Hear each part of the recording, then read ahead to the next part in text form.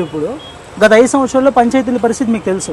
కనీసం మేము స్ట్రీట్ లైట్లు వేయలేకపోయాం, బ్లీచింగ్ వేయలేకపోయామని చాలామంది సర్పంచులే వచ్చి ధర్నా చేసిన సందర్భాలు ఉన్నాయి. ఇప్పుడు 13,000 పైసలకు పంచాయతీల్లో రోడ్లు వేస్తూ ఉన్నారని చెప్తున్నారు. ఉపాధి హామీ పథకం కింద పనులు చేస్తున్నారని చెప్తా ఉన్నారు. 15th and 14th finance commission డబ్బులు కూడా వస్తున్నాయని చెప్తా ఉన్నారు. గ్రామ పంచాయతీలకి కూటమి ప్రభుత్వంలో ముఖ్యంగా పవన్ కళ్యాణ్ గారు ఆ శాఖకు మంత్రిగా ఉన్నారు. గ్రామ పంచాయతీల పునర్జీవం మొదలైనట్టే అంటారా? ఖచ్చితంగా ఒక ప్రోవర్బ్ ఉంది, if you keep the right people in right place right things happen అని చెప్పేసి. అలాగే కూటమి ప్రభుత్వంలో పంచాయతీరాజ్ శాఖ మంత్రిగా పవన్ కళ్యాణ్ గారు నియమింపబడటం పంచాయతీరాజ్ శాఖ చేసుకున్న అదృష్టంగా నేను చెప్తున్నాను. ఎందుకంటే అన్ని రోగాలకు ఒకటే మందు కాదు, దేనికి అదే వాడాలి అన్నట్టు పవన్ కళ్యాణ్ గారు చెప్పినట్టు గ్రామ సభలు పెట్టుకోండి, మీ సమస్యలు ఏవైతే ఉన్నాయో మీరు అవుట్లైన్ చేసుకోండి, ఆ సమస్యలు అవుట్లైన్ చేసుకొని ఆ సమస్య ఏ విధంగా అయితే పరిష్కరించుకోవాలో మీరే నిర్ణయించుకోండి అని గ్రామ సభలు ఉద్దేశించి ఆయన ప్రసంగిస్తూ ఉన్నారు. ఆయన ఏదైతే చెప్పారో అది చాలా గ్రామ పంచాయతీల్లో ఈరోజు జరుగుతున్నాయి. వాళ్ళు దాని నుంచి ఏదైతే సమస్యలు ఉన్నాయో వాళ్ళంతా క్రోడీకరించుకొని మొత్తం అంతా చేసుకుంటున్నారు.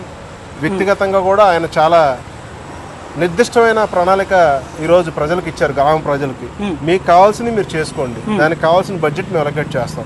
అలాగే ఈ బడ్జెట్ కేటాయింపుల్లో కూడా పంచాయతీరాజ్ శాఖకు సంబంధించి అత్యంత అధికంగా నిధులు కేటాయించారు. 16,700 కోట్ల పైచిలకు నిధులు కేటాయించారు.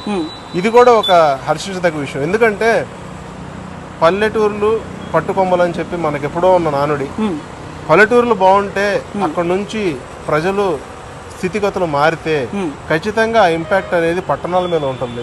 ఎందుకంటే వాళ్ళు జీవన విధానాలు మెరుగవుతే వాళ్ళు వ్యవసాయం చేసి 100 మందిని బతికించగలన ఇది రైతులకు ఈ రోజు ఉంది.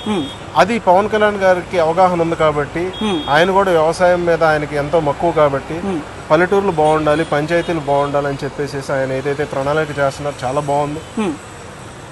ఇన్ఫ్యాక్ట్ నేను ఇప్పుడు కొన్ని పంచాయతీల్లో మాకు ఉన్న రిలేషన్స్లో కొంతమంది సర్పంచ్లు అయ్యారు గత ప్రభుత్వంలో.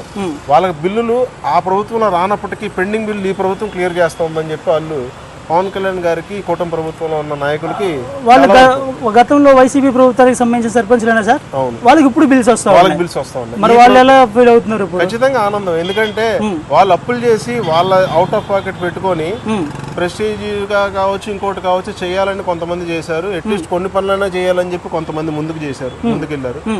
వాళ్ళకి రూపాయి కూడా రాలేదు ఆ టైంలో. అది కాకుండా ఆల్రెడీ వాళ్ళ దగ్గర ఉన్న నిధులనే జగన్ రెడ్డి తీసుకెళ్లి ఆయన వాడుకున్నాడు, వేరే అవసరాల గురించి వాడాడని చెప్పి వాళ్ళే ధర్నా చేశారు. అవును, గత సర్పంచ్లు ఎవరైతే ఉన్నారో ఖచ్చితంగా బిల్లులు అనేవి క్లియర్ అవుతున్నాయి. మంచి రోజులు వచ్చాయి, ప్రతి ఒక్కరికి మంచి జరుగుతుంది. ఈ ప్రణాళిక అన్నిటి కూడా నిర్వహించి ఖచ్చితంగా ఒక శాఖాపరమైన అంశాలన్నిటిని కూడా చాలా కూలంకుషంగా చర్చిస్తూ అభివృద్ధి ధ్యేయంగా ముందుకు వెళ్తున్న పవన్ కళ్యాణ్ గారికి ప్రత్యేక ధన్యవాదాలు.